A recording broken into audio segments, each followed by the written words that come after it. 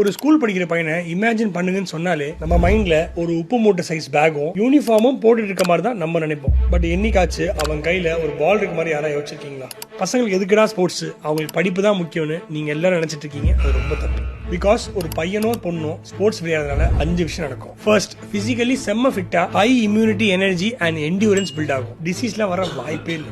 Second, mentally stress ஆகிற பேச்சுக்கு இடம் கிடையாது. அண்ட் ஆல்சோ விளையாடும் போது டோபமைன் அருவி மாதிரி செக்ரீட் ஆகிறதுனால நாள் முழுக்க செம்ம ஃப்ரெஷ்ஷா இருப்பாங்க. தேர்ட், சோஷியலி எல்லாம் ஒன்னா சேர்ந்து டீம் ஒர்க்கை போட்டு விளையாடி பிளேயர் டு பிளேயர் ப்ராப்பரா கம்யூனிகேஷன் வந்து ஒரு டீமை ப்ராப்பரா மேனேஜ் பண்ற மேனேஜ்மெண்ட் ஸ்கில்ஸ் அவங்களுக்கு கிடைக்கும். ஃபோர்த்தா, personally time management, leadership, discipline, learning from failures மாதிரி லைஃப் லெசன்ஸ் எல்லாமே ஸ்போர்ட்ஸ் சொல்லி கொடுக்கும். அண்ட் ஃபைனலி, படிக்க தெரியறவனுக்கு விளையாடுறது ரொம்ப கஷ்டம். ஆனா சூப்பரா விளையாட தெரிஞ்சவனுக்கு படிக்கிறது கஷ்டம் இல்லை. இன்ஃபேக்ட் மனசு வச்சா ரொம்ப அசால்ட்டா படிப்பாங்க. ஸோ ஸ்போர்ட்ஸ்னால என்ன பெனிஃபிட்னு கேட்கறவங்களுக்கு இந்த வீடியோவை இனிமேல் ஷேர் பண்ணுங்க.